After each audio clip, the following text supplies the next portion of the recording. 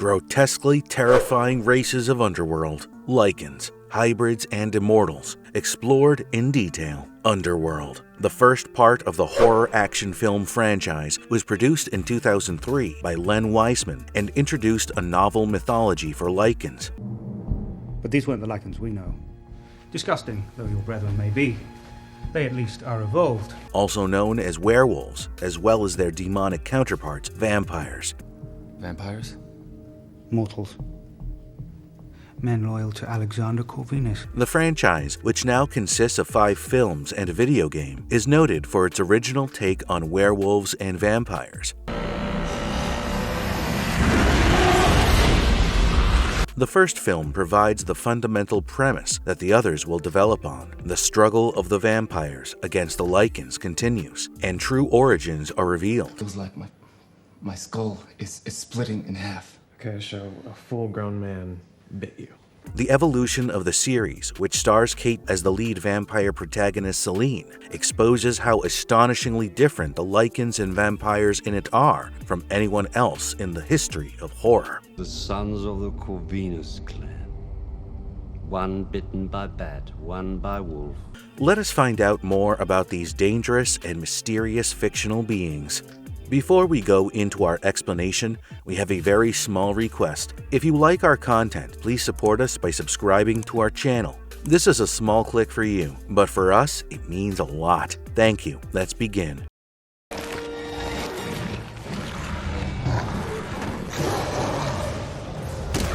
The parent strain of the Vampire and Lycan Strains, Corvinus Strain. The Corvinus strain, which is the parental strain of the Lycan and Vampire strains, is a rare hereditary aberration that, when acquired in its active state, grants its bearer an eternal life and supernatural powers, as well as the capacity to undergo another stage of transformation when exposed to gene fusion.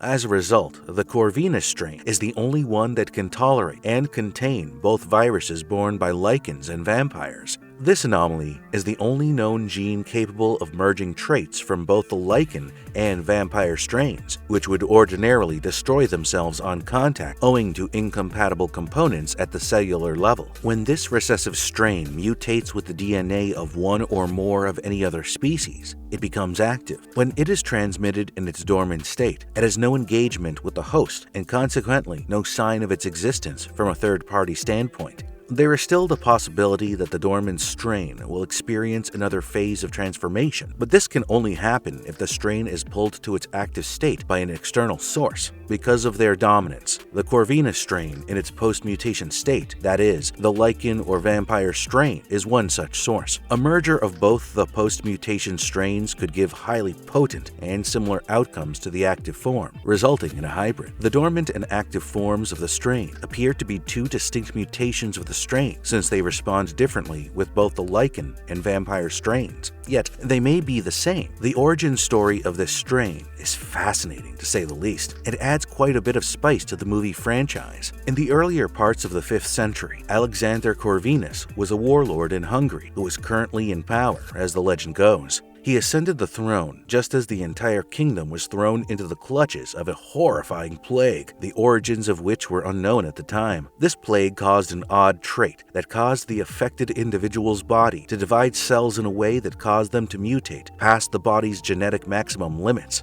Unfortunately, the King Alexander was the only known survivor of this plague, and this was due to the fact that his body, interestingly enough, contained a gene mutation that had somehow altered the virus fundamentally, causing it to stop cell deterioration entirely. And this is what led him to become the very first immortal, and also the true carrier of this particular strain. He and his lovely wife Helena later sired 3 children, and out of them, 2 twin sons inherited the virus strain in its active state. The first of the 2 was named Marcus. He was bitten by a rabid bat, but instead of succumbing to the infection, the Corvinus strain in his blood mutated with the DNA of the bat and made him the very first vampire in existence. The second son, William, was somehow bitten by a rabid wolf, and this, in turn, caused the strain in his blood to mutate with the DNA of the wolf due to the fact that it was rabid. This made him the very first werewolf in existence, and the very first Lycan too. He then became utterly incapable of taking human form ever again, which led him to having an uncontrollable amount of rage. This turned him into a cruel and ruthless werewolf-type beast, while at the same time maintaining some of his human-like features.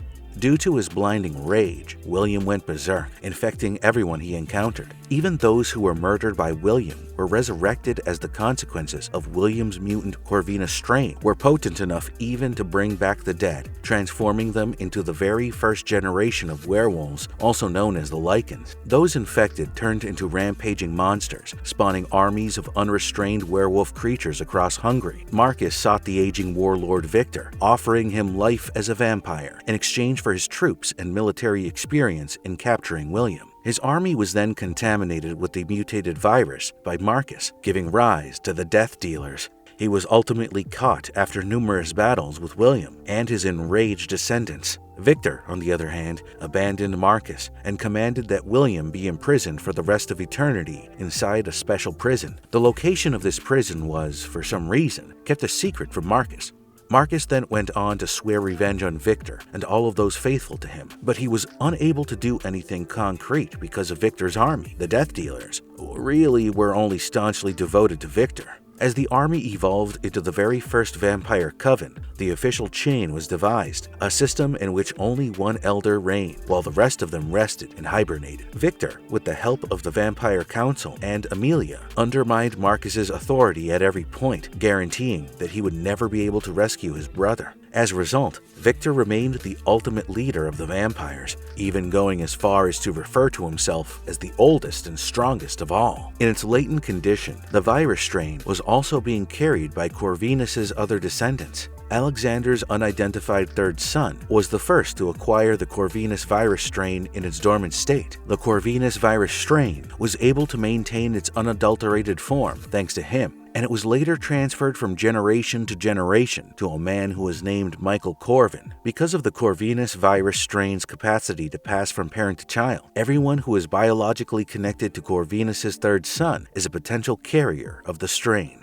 We are oddities of nature, you and I. Nothing more.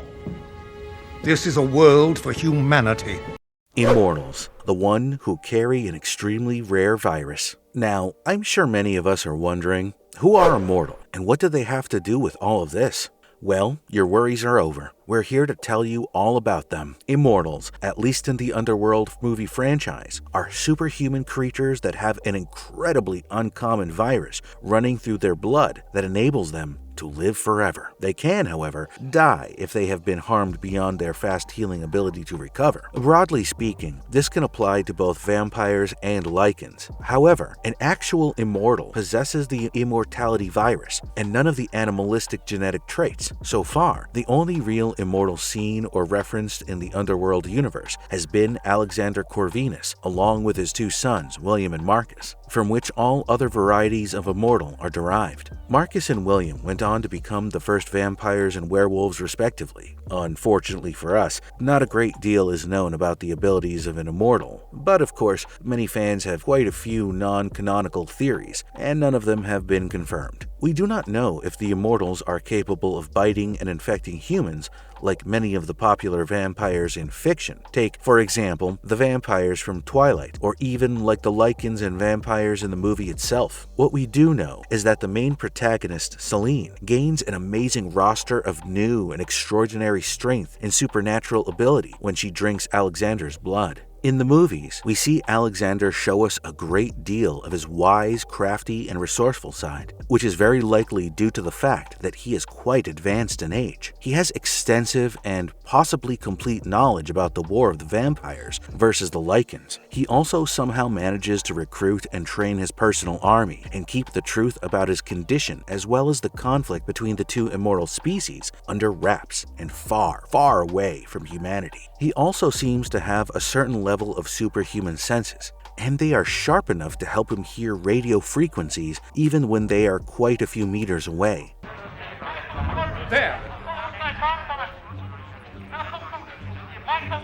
Alexander may have been a more superior, pure kind of immortal. William and Marcus, while being the first of their kind, retained their vulnerability to silver and sunlight, in contrast to the hybrids born of the Corvinus strain who have had their vulnerability eliminated and their superhuman skills augmented after utilizing Alexander's strain. It is interesting to note that Marcus and William's mother was a typical human, which might suggest that they inherited a less potent strain of Corvinus. It is also uncertain whether an immortal has ever had any healing abilities. Alexander appeared gravely hurt after being stabbed in the abdomen, which may have suggested that he was on the very brink of death. It is uncertain if he could have rapidly healed the wound. However, he demonstrated some resilience by losing a large amount of blood and not passing out. This might suggest he had been unable to heal his numerous wounds, or just chose not to. It is widely known that the virus that produced the Immortals is responsible for the shared features present in vampires and lycanthropes. These characteristics included the ability to access memories and the transmission of transforming genetic material by blood consumption or transfusion, and also possessing an infinite lifetime. The one skill not common among all immortal creatures is the capacity to physically change their form at will or impulse, which is most probably due to genetic instability in the original founders of the werewolf and vampire species, which spread to others of their species in question. In the movie Underworld Evolution, we see Selene, the main protagonist, say that due to the fact that Alexander is the only one older and stronger than Marcus, which is why he could have defeated the first vampire, even though he was a hybrid. This bold claim was never one that was denied by Alexander, but he was clearly uncomfortable and unwilling to kill his own biological son, and so we never know the actual limits of his vast powers. We see the immense power he holds after Selene drinks a little bit of his blood and, in turn, ingests a little bit of the virus strain running through his veins. This leads to a considerable upgrade to her current set of abilities and enhances them to never-before-seen levels, while at the same time getting rid of her vulnerability to ultraviolet light. Any vampire or Lycan that has somehow ingested Alexander's strain through Selene's daughter Eve, or even Selene herself, is shown to have upgraded their powers to a great extent.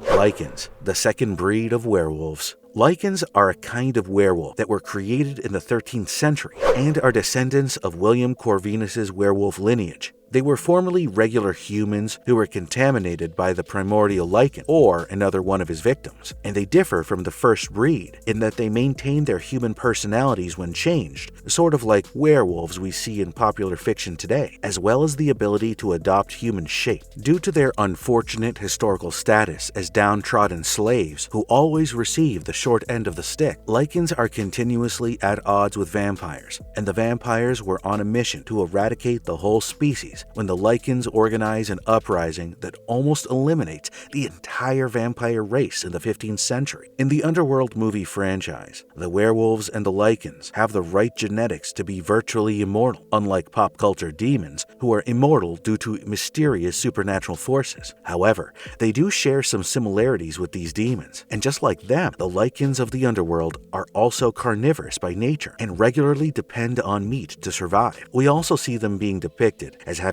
disturbingly cannibalistic traits, and they have also been shown to feed off both vampires and humans, despite the fact that their DNA and genes closely match those of the two species. In this particular case, Lycans are quite similar to the canines on Earth. They are warm-blooded and have body temperatures that are higher than that of an average human being. They are also shown as being colorblind in their gray wolf forms in the novel, which was not the case in the live-action film. They are also extremely sensitive to silver, so sensitive in fact that their eyes cannot even stand the glare of light off a surface made of silver. Just like all the other immortals we've seen, Lycans upgrade their skill set with age, becoming massively powerful and gaining an immense amount of physical strength as they advance in age. both socially and physically. The other factors that affect their strength include their intake of food. Lycans are insanely powerful, and not just for show. They are crazily fast and have the agility, reflexes, speed, and endurance of their vampire brethren. It is highly probable that they are able to enter a period of hibernation and can endure for centuries without blood or oxygen. They have improved senses of smell and taste, sight and hearing that are superior to that of wolves as well as humans, and they can detect vampires in close vicinity to themselves.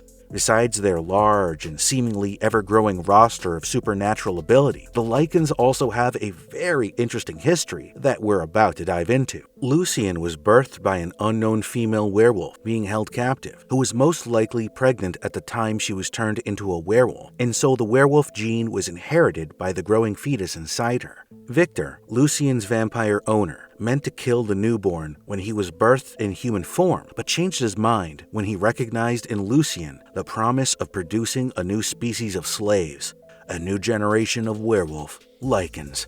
Victor murdered Lucien's mother, branded him with Victor's mark, and reared him as his personal pet. Lucien rose through the ranks, becoming the Lycan leader under Victor's supervision. Lucien is proven to have an ability that has never before been seen in other Lycans at the time of Underworld. When hit with bullets made of pure silver, he is miraculously able to throw them out of his body by forcing his body to make a quick transformation. In theory, Lucien had developed a surprising resistance to silver over a period of many years, owing to higher exposure than his contemporaries, just like humans might develop a resistance to arsenic over time. Likewise, Lucien's position as the very first Lycan may provide him with a genetic metamorphic edge over his predecessors, providing him with limited immunity to silver. This did not, however, prevent blood poisoning from occurring after many doses of silver nitrate immersion into the circulation, culminating in Lucien's death. Lucien led to the creation of the modern Lycan, all of whom were his descendants. Lucien was forced by Victor to create a large number of Lycans so that he could have a free, utterly subservient, slave-working population to do his and the rest of the vampires' bidding. The strain of virus that ran through Lucien's bloodstream also slowly spread to humans, which led to the birth of a considerable number of extremely powerful Lycans capable of taking both wolf and human forms. Even then, these Lycan half-breeds had a scent akin to their ancestors, which is why the Lycans accepted them as their kind, even when they walked around in their human bodies. All of the second generation of Lycans are capable of transforming from and back from werewolf to human when the moon is full. Older Lycans who have been existing for centuries have the power to transform at will due to the fact that they have learned how to channel their immense rage over the course of the centuries. They are similar to first-generation werewolves, although their faces are shorter and less wolf-like. They also have much less fur than previous werewolves, except perhaps Lucien, who has the same type of fur as first-generation werewolves. They are generally hairless, save for a thin plume of hair running down the middle of their backs. Following the purge, some of the remaining second-generation Lycans went on the run, and without feeding, they became much weaker, and also lost a great deal of hair and weight. The third-generation Lycan variation is physically far more robust and bigger than any prior generation, including William and Lucien. Furthermore, Lycans of this era have at least a slight immunity to silver, enabling them to be stabbed and shot with silver weapons without serious effects or repercussions, and recover almost instantaneously. Later, using Michael Corvin's blood, the new Lycan commander Marius transformed himself into an enormously strong augmented Lycan. Still, he needed Eve's blood to cement his change, and had to drink tiny vials of blood from Michael's to keep his mutation intact. Selene murdered him when she obtained heightened abilities from the Nordic coven. A human descendant of Corvinus. Neither vampire nor Lycan. Hybrids, half vampire, half Lycan, but stronger than both. So if Lycans are such immensely powerful beings, how about the hybrids? Hybrids are a combination of two superhuman species, vampires and Lycans. Becoming a hybrid requires a very specific gene from the Corvinus virus, and also needs to have originated from the Corvinus bloodline. Michael, William Corvinus, Marcus, and Eve Corvinus are all heirs of the bloodline of Alexander Corvinus, and hence they turn into hybrids. Despite not being blood related to the Corvinus family, Lucian and Sanja may have had a hybrid child who might have been a neutral hybrid, a whole new immortal species that had never existed before. Nevertheless, Sanja was assassinated at the hands of her very own father. Technically speaking, all Lycans and vampires carry the Corvinus strain that is mutated with the DNA of an animal, but the existence of the authentic strain leads to greater strength and evolution of the existing strain, which means that any and all physical abilities are greatly multiplied and all weaknesses become non-existent. There are 3 known types of hybrids, with the first being Lycan-dominant hybrids. A hybrid who has a prominently Lycan side possesses many physical similarities to a Lycan. The eyes are entirely black, and the faces are really only slightly enlarged. The rib cages are somewhat stretched, there is little to no fur, and the skin is a dark bluish color. This species of hybrid possesses the claws, fangs, and animalistic stance of a Lycan. They also have the Lycan's distinctive roar. Michael Corvin is the very first and only Lycan vampire hybrid known to exist. This hybrid variant is totally resistant to both silver and sunlight, unlike its Lycan counterpart. This species of hybrid, like any other vampire, must feed on blood and will become unwell if they take solid food. The boundaries of this kind, like those of other hybrids, remain unknown.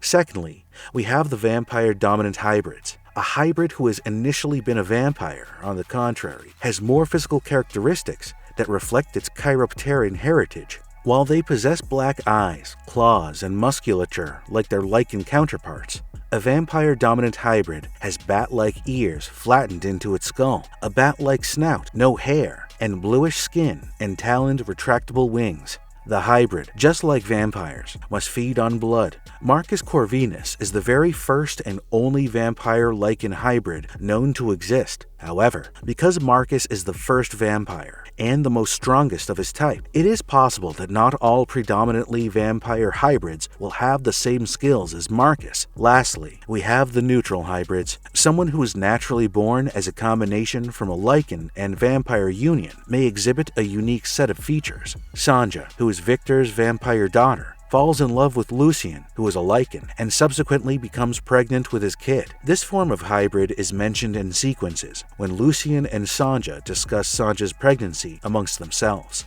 Eve, the child of Selene and Michael Corvin, is also shown. Hybrids are incredibly powerful, and as Singe emphasizes, they have the combined skills of both or even more of that of their parents' races, making them so much more powerful than both. Even newly conceived hybrids have strength comparable to, or somewhat more significant than, even a transformed werewolf or Lycan, and even that of a vampire elder. Michael was capable of combating Victor just after transforming into a hybrid, and before his very first feeding. He is also capable of bending steel with his grasp, and kills the eldest werewolf by ripping the top part of his skull off immediately after resurrecting from the dead. Eve hurls a cabinet into the air, smashing, tears apart a lesser Lycan, and battles Jacob Lane, who is an enhanced Lycan, on level footing before killing him by tearing out his throat a short while after coming off an extremely strong anesthetic. Marcus, a hybrid, can raise the doorway to his brother's prison, which is an admittedly massive door made of stone, without using a key, and pull on a cord hard enough even to bring a helicopter tumbling down from the sky, and combat hand-to-hand against Selene, an enhanced vampire who has strength exceeding that of a vampire elder. The exact maximum limits of hybrid power are unknown, but even if they have one, it is very definitely relatively high. A hybrid speed exceeds that of both a Lycan and a vampire, and their movements are the quickest of any immortal creature. Hybrids can travel from one location to another quicker than the human eye can see. They can also withstand gunfire, being stabbed, and steep falls. They can also resist assaults, blows, and other wounds from any of the other superhumanly powerful beings, while giving back as good as they get. Hybrids may also be able to hold their breaths for many minutes at a time, while remaining calm in challenging or unpleasant conditions. Vampires and Lycans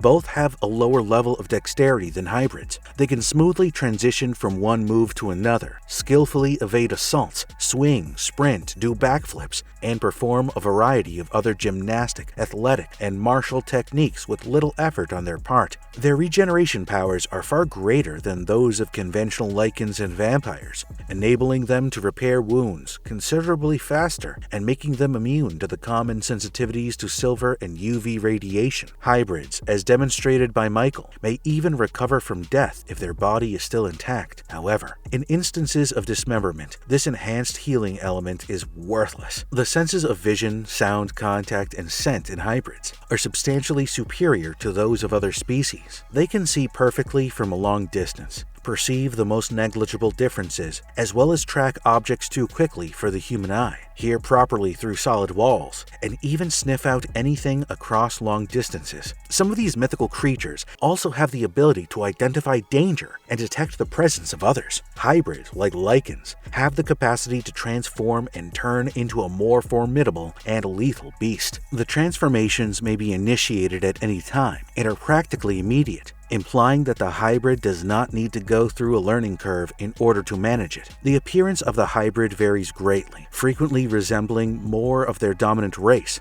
and the sorts of strains present in their bloodstream, while also being entirely resistant to both ultraviolet radiation and silver in all forms. Lycan hybrids have extendable nails that sprout at will from the tips of their fingers, which are usually employed for offensive purposes. They can rip through lesser adversaries, crawl walls, and even cut cleanly through solid structures with their razor-sharp claws. Vampire Corvinus Strain hybrids may also resurrect the dead by putting blood straight to the heart of the victim. All hybrids are also resistant to aging and disease, and they can go on to live for thousands and millions of years. When compared to other films in the genre, Underworld presents its characters in a unique way. The franchise digs into the origins of its werewolves in a wholly independent film, giving its elaborate backstory the screen time it deserves. In contrast to classic monster pictures such as The Wolfman and more current werewolf favorites such as David in An American Werewolf in London, the Lycans in Underworld do not have too many human-like characteristics. Additionally, they are the embodiment of violence fueled by fury. Werewolves in this game have a reputation for being unpredictable and impulsive rather than fully cognizant and deliberate Lycans. Unlike any vampire influenced by Bram Stoker's Dracula, the eternal vampiric characters in Underworld are gun-wielding combat individuals who work to safeguard their coven. They may satisfy their thirst for human blood by devouring rats, as well as other small mammals, just as the individuals in Interview with the Vampire. Despite this resemblance, there are certainly no vampires like those found in the Underworld. The intelligent vampires and their individuality becomes evident as the franchise unfolds. Dracula, as well as the Wolfman, are two of the genre's most known and iconic characters, but Underworld questions what fans understand about the well-loved creatures via its elaborate and complicated mythology. And if you liked our content, don't forget to leave a like and subscribe to us if you haven't already. Have a good one and be safe. Thanks, everyone.